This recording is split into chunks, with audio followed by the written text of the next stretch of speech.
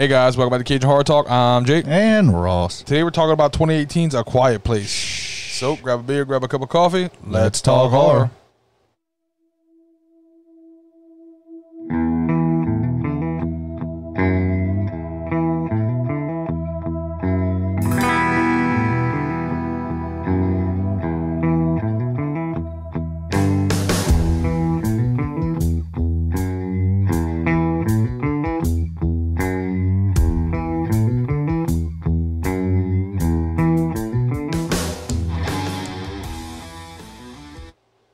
Guys, A Quiet Place. Before we jump into it, remember, like, subscribe, follow, do all the things. Please talk some shit. We want you to talk shit. That's it. Also, before we go too much further, we're doing a little game right now where we're trying to see who guesses it first. We're going to be doing my birthday movie in December. So this week we're doing a little thing where we want everybody to guess what movie it is. It is my favorite movie. And whoever guesses it will get the biggest shout out. Yes. And we've both already called it a 50. Yeah, absolutely. No going back. No going back on that. I'm not taking it back. I wouldn't even if I could. Quiet Place, we're looking at a runtime of 1 hour and 30 minutes. Made on a budget of $17 million. Grossed $340.9 million. Wow, really? Yeah. Cast includes Emily Blunt, plays Evelyn Abbott. God, does she? John Krasinski plays Lee Abbott. Yeah, he does. Millicent Simmons plays Reagan Abbott. Noah Jupe plays Marcus Abbott, and Cade Woodward plays Bo Abbott. And, of course, the only other character in here is Leon Russell, who plays the man in the woods. Man in the woods. He's a man in the woods. Yeah. Fuck that man. Fuck that man, indeed. Fuck that old man. Okay, so the plot of this movie, guys, is aliens have taken over the planet. Yep. They hunt by sound. I'm pretty sure it's aliens. I don't think they ever come out and say it's never aliens. really come out and say this. It's pretty much implied. But I like the fact that they left that to where you never find out. Right. You don't know how they got here, where they came from, what they are. You just know there's these fucking creatures. Right. Yeah, but it'd been great. Like it'd been like vampire bat crashes into meth lab in Appalachians. Oh, that happens in Florida. Yeah. If that happens, it's going to happen in Florida. It's going to happen in Florida and mutates into monsters. Yeah. Yeah. It's the new meth heads. Yes. They're great. So, but you can't make any noise. You have to be completely quiet. You immediately get introduced to that. There's very little dialogue, obviously, in this movie. And wait, guys, wait. Ross, did you like this movie? Yes, I did. It's a creature feature. I did. I enjoyed the fuck out of this movie. Yeah. I enjoyed every last second of this fucking movie, and it was amazing. I'll tell you what, kudos to John Krasinski. He's the writer and the director of this movie. Dude, we've been a big fan of John Krasinski for quite a while now. Since The Office. Yeah, absolutely. You know? And see him grow and write and spread his wings and do all this fucking amazing shit. That's a great fucking job, dude. It's still his greatest achievement is marrying Emily Blunt. Yeah, you're not going to top that one, dude. I mean, you could keep make all the movies. You could keep trying, but you're not topping that. Yeah. I don't know how you got her to say yes, but you still get to go to bed every night with Emily Blunt. Emily Blunt. You win at life. You win everything forever. Just go ahead and do whatever the hell you want to do now. Yeah, you could have just retired. I think I would have. If I married Mary Poppins, I'm just going to retire. So, right out of the fucking gate. Because you kind of, it's not really a spoiler on that one because you kind of see it in this trailer how it plays out. Right out of the fucking gate. They lose the kid. They lose their youngest son. He finds a rocket ship toy while they're out, I guess, scavenging, looking for different things.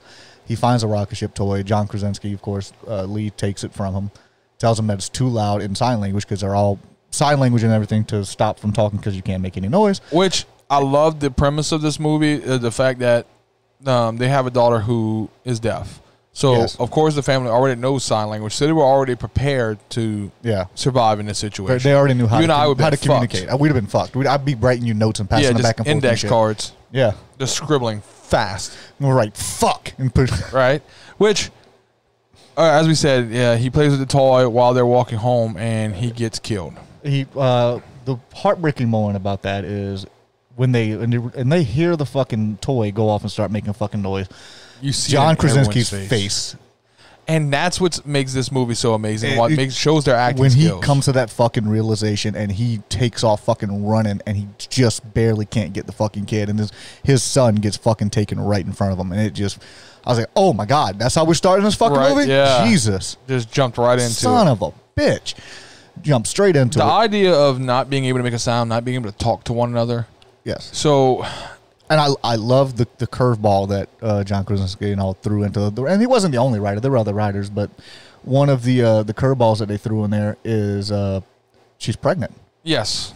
And that is a very scary thing. Evelyn's pregnant in this movie, and you find out she's not far from her fucking due date, and you gotta imagine the tension there because you can't keep a baby quiet.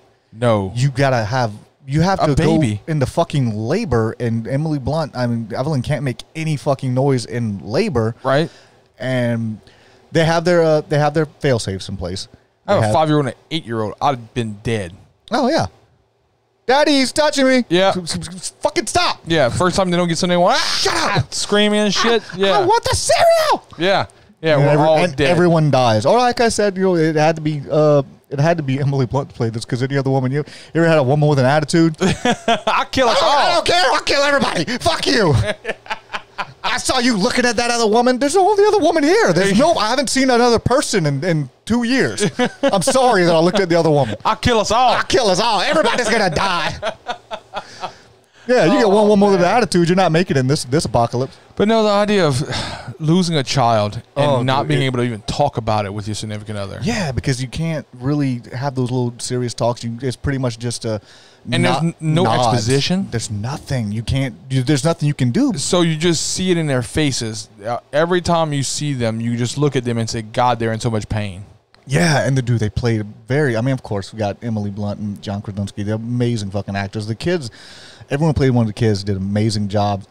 The little girl, I think I would have fucking slapped her at some point in that movie. Oh, bro, she caught some attitude. She caught some fucking. I'm like, dude, I don't have time for this right now. There's a fucking alien invasion, right? And we have to be quiet. I don't need you being a little bitch. Yeah, excuse me, but you don't need to catch a fucking attitude right really now. Fucking man, stop. Because look, John Krasinski. His character, he's a Lee, devoted, dedicated father. Absolutely, everything you can see by the end of the movie, everything he's done has been for this movie the survival of his fucking family and his kids. To where if something happened to him, they would survive. Yeah, and you mean down to studying human anatomy to try to fix her hearing.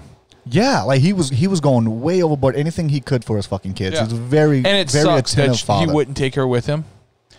But I understand why. I understand why. She has to understand that too, though. With her, she has a disability. So it's not, she understands that she has to be quiet, but she's also not used to hearing things, so she doesn't know when she's making noise. She doesn't know when she's actually making those noises because she's not used to hearing them. Exactly. That's a fucking problem. That's a liability when you're walking around and she doesn't realize that she's making fucking noise. It's not an issue if he wants to only take the boy. No, it's an issue if he doesn't want her getting fucking killed because she doesn't realize what she's doing. Exactly. It was a protective father moment, but she takes it as he doesn't love her and shit.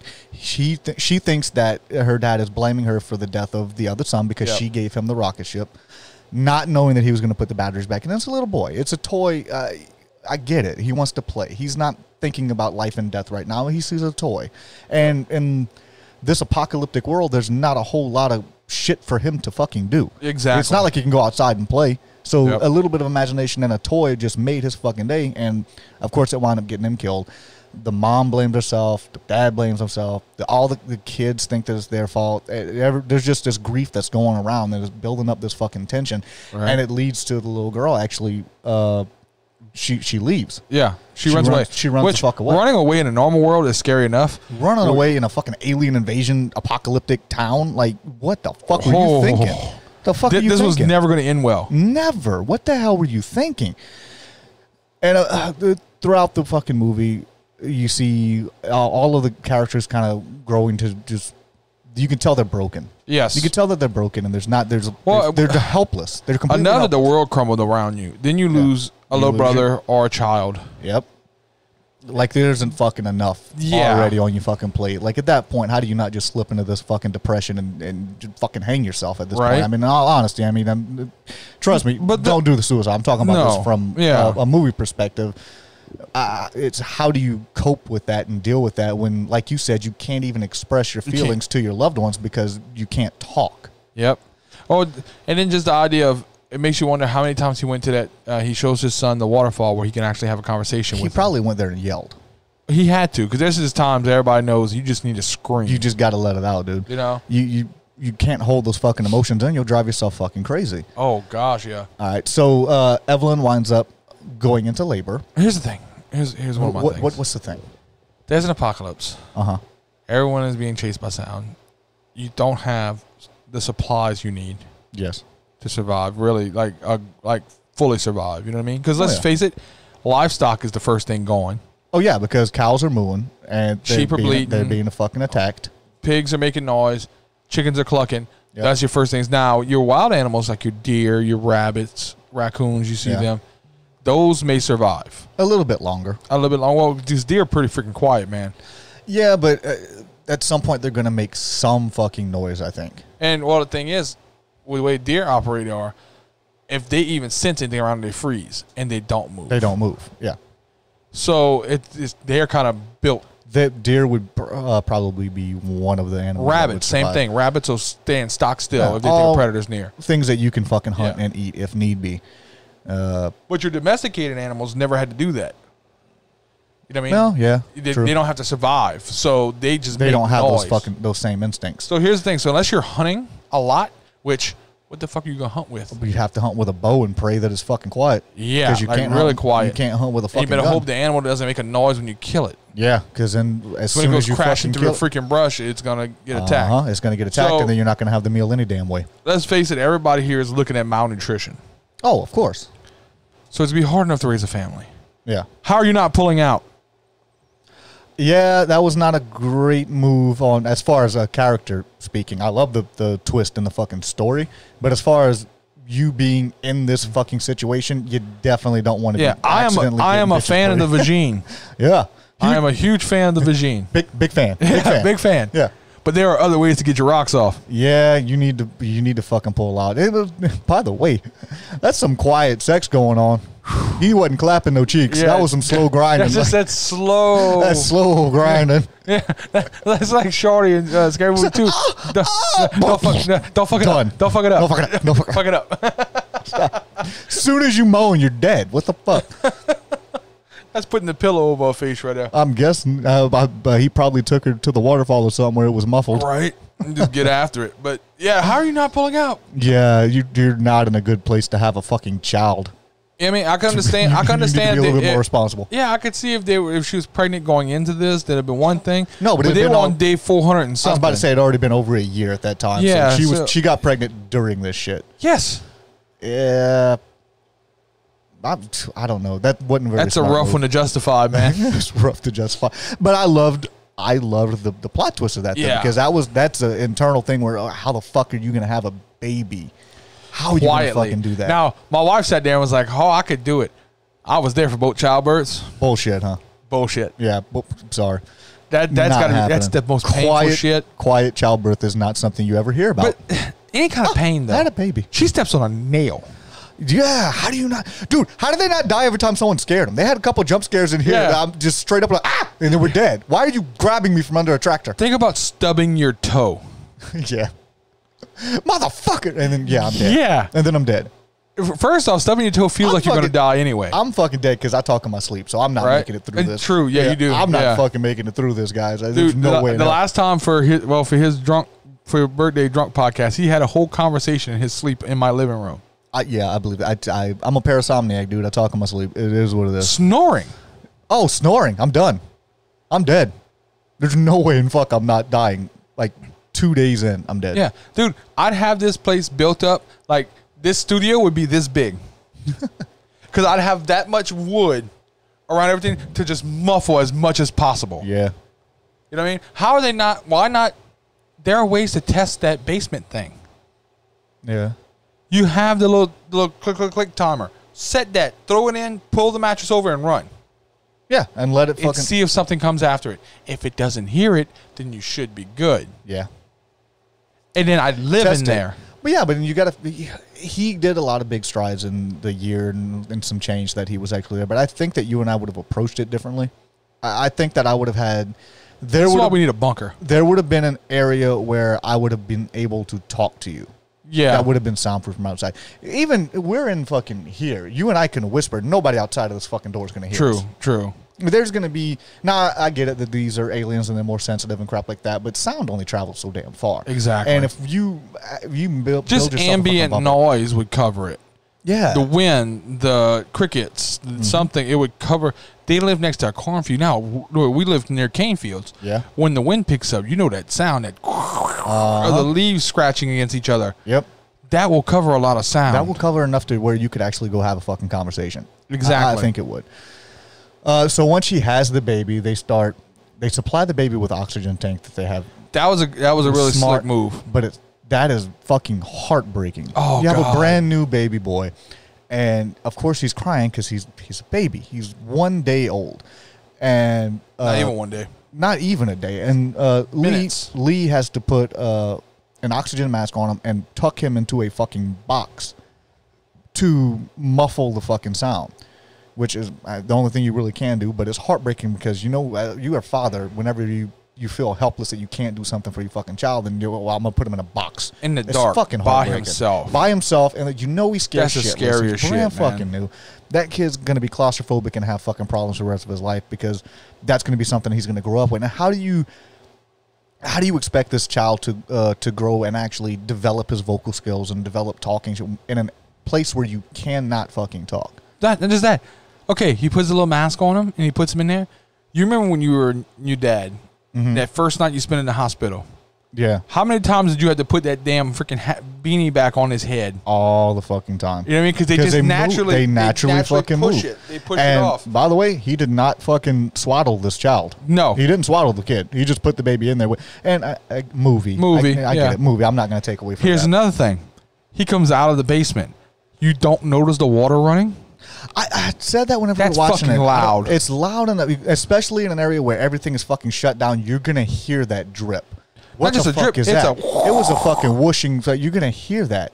He didn't see it, and it was right in his fucking peripheral. Yes. He didn't hear it, and it's supposed to be everything's fucking quiet, so noise stands out a lot fucking more whenever there's no noise at all. I don't understand how he didn't immediately rectify that situation. He sees it and fucking take care of it right then and there. Yep. But he left. He leaves, and Evelyn wakes up, and there's a couple foot of water, and her newborn baby is floating in a box, and there's one of these unnamed creatures. One of the fucking monsters. One of the fucking monsters. In the room with them. In the goddamn room. Which, fuck that, fuck that. Thought when that thing slipped in the fucking water, I'm like, oh, they're aquatic now. What the fuck? Dude, that was the first thing, because I don't swim in fucking oceans. I don't like swimming down here. The water is not fucking clear. It's murky and brown, and you can't see your feet when you're swimming. Fuck that. That terrifies me. When that thing went in the water, I'm like, oh, no. No. Fuck no, because you can't see this motherfucker. He's just swimming around. Yeah, he's anywhere. You just wait for him to brush your foot and then not yell when he does. That's fucking terrifying. And she gets her baby, and they get the fuck out. Well, we missed the whenever she was in labor and she was fighting through the labor pains and everything. Yes. Lee sends a little boy off to their failsafe. Yes. The rockets. the fireworks. Yeah. It's a big fireworks show. Little boy lights the fucking fireworks, and it just shoots off a bunch of bottle rockets and makes this ridiculous amount of noise. So she can scream. So that as soon as the monsters hear the noise and they take off running towards the noise, she just belts out all the shit she's been fucking holding in while she's laying in a bathtub, trying not to fucking make noise. Now, here's the thing. She'd have killed us both. She'd have killed her, yeah. I would have died. Because when Lee goes and finds her, he sees just the tub. Which, again, there's blood John in the tub. Krasinski, you magnificent acting son of a bitch. His face when he gets to that tub and sees the blood and realizes she's not there, and he just hits that wall and drops. Yeah. Holds that shotgun, and you just like... You see it. Dude. You fucking see it in his whole fucking demeanor. Like, any minute he could have started that shotgun. His demeanor. You great fucking acting job, dude. Oh, my God. Without a word, you are fantastic, sir. Great job. That's why this fucking movie won so many damn awards. Dwight. If Dwight would have been there, Dwight would have beat the piss out of that alien. Been all right. What kind of alien was it? Was it like this? No, it was all smug and walked around like this. How many awards did it win? I remember. Dude, it won 34, I think. Hang on. I know it had a bunch of nominations. A bunch of nominations. It won a bunch of fucking awards. It won 34. Out of 109 nominations. That's freaking insane. Dude, it won 34. That was fucking fantastic. Dude, it won like best movies, best screenplays and shit like that. Best horror film, best writing. That's also shout John Krasinski and Brian Woods and Scott Beck, the other two who participated. Yeah, it's a fantastic concept, man. It was a great fucking concept. I love the. I always harp on ambiguity. I like the fact that you never really find out what the fuck it actually is. Yeah. The ending, you could not have ended it fucking better. You could not have fucking said that they went with a sequel, but okay. Lee, John Krasinski's character, is he's trying to find his daughter who fucking ran away and his son who went and set off the fucking fireworks and didn't stay where he was like he was supposed to. Didn't stay where the fuck they were. The kids got everyone. The kids got a bunch of people fucking killed. Which would be real life. That's exactly real life. That's exactly what because kids don't killed. understand the same thing, the way of thinking that we fucking have. So the kids, when John Krasinski realizes that there's going to be a monster, he tells everybody, the kids to go into the fucking truck and kind of like take shelter, hunker down, get in the fucking truck. And the kids make a fucking noise in the truck, so the monster comes out and starts taking the fucking truck. And he does this heartbreaking fucking thing where he sign languages to the kids that he loves them and he's always loved them. I've always loved you in sign language. And then as soon as he does, he lets out this fucking scream. Which, okay, I've heard people make fun of that scream. Why? That it wasn't a really manly scream. That was a heart-wrenching fucking scream. I'm going to scream like a bitch, too. I'm about to sacrifice myself for my kids, and I know this is going to suck. This is about to hurt. All of his pain. That is all his anguish is fucking coming out right there. I don't know his frustration. I didn't know people were talking shit about that scream. I've heard a couple people say, man, that was the wussest-ass scream ever.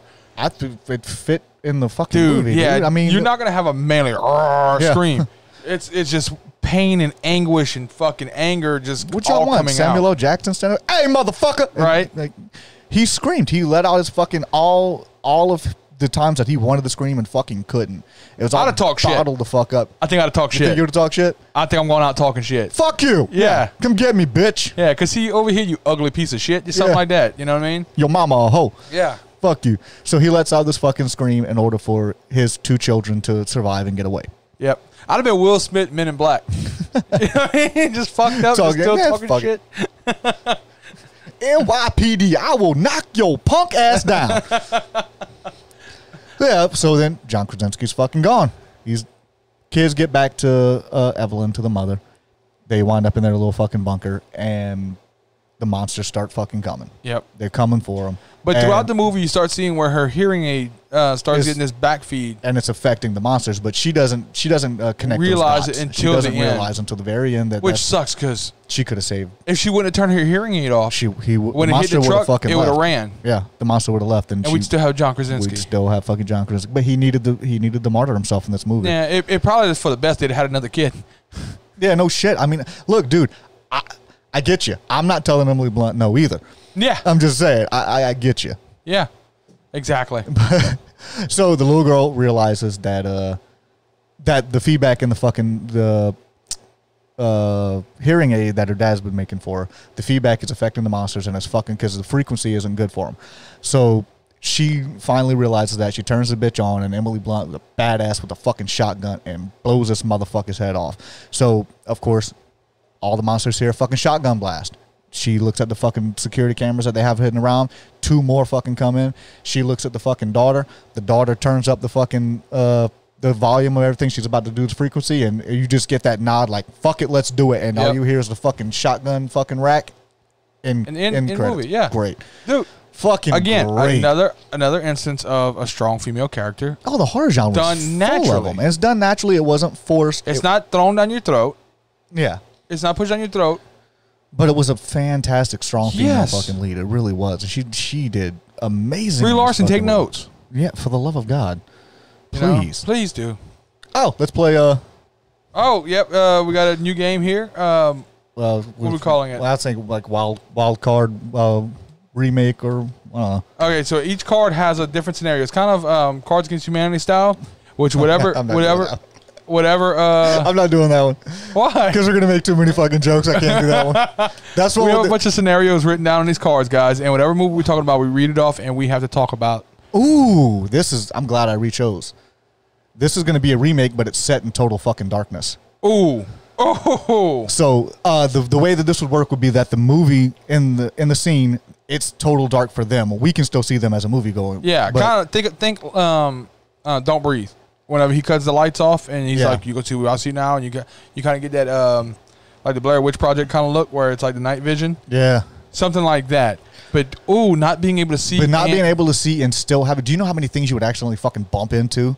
Oh, dude, they'd call it the Helen Keller.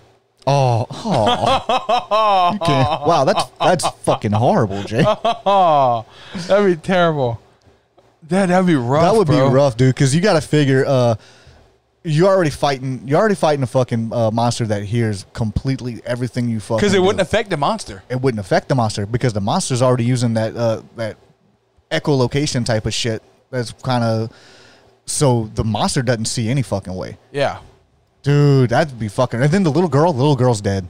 Oh yeah, little girl's dead because she's already fucking deaf. You deaf and it's set in total fucking darkness. There's no way in hell you're getting around that. No, like you said, that would not affect the fucking monsters at all. At all. So nobody would have survived that movie. Dude, you're done. Nobody's surviving that fucking movie. No, think about it. Someone walks away, and they're gone. And they're gone, never to be returned. No idea where the fuck they're going. No idea where they're at. No idea if they're coming back.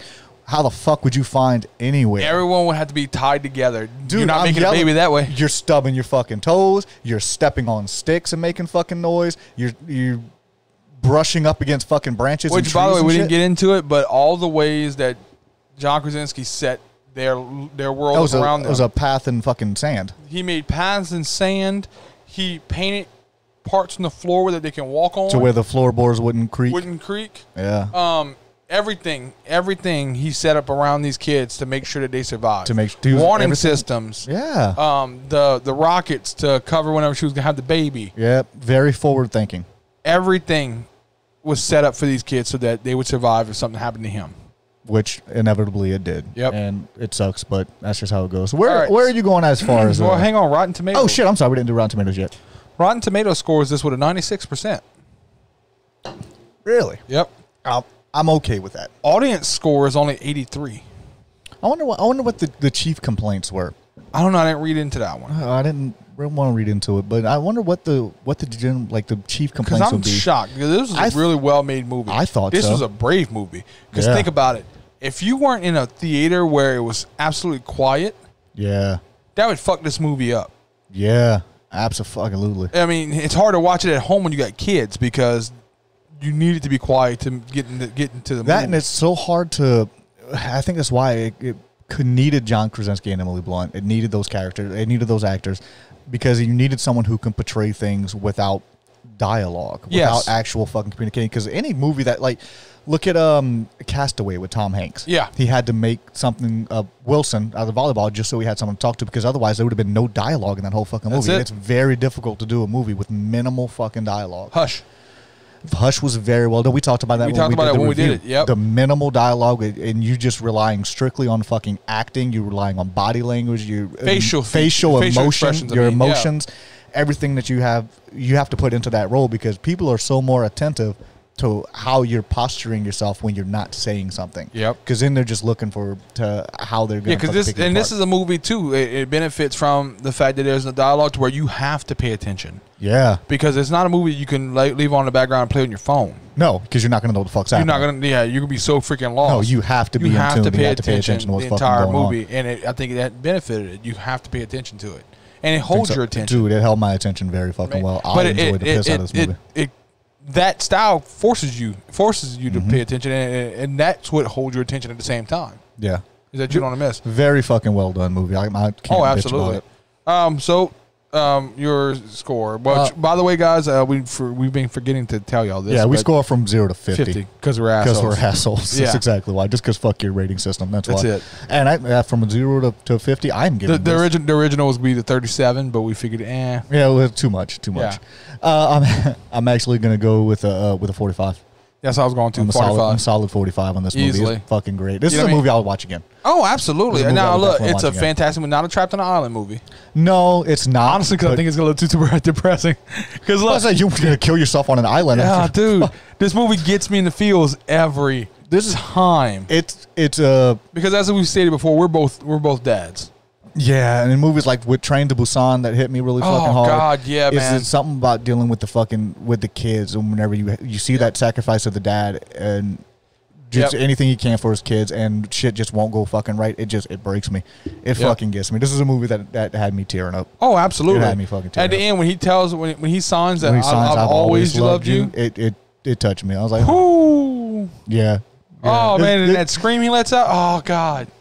I will freely admit, as a man, that I welled up. I was sad. Yeah, look. Hit me right in the feels, bro. Well, I didn't even need to see them beat the last monster. All they had to do was show them roll down the hill and hug Emily Blunt, and they could have ended it there. They could have. And I would have stood up and applauded. Yeah. The extra stuff afterwards, showing them being badasses, is just icing on top of the cake. It really was. It was fucking fantastic. I loved that fucking scene with Emily Blunt and that damn Actually, that's like the sprinkles on top of the icing on top of the cake. I like sprinkles. Sprinkles. I like sprinkles.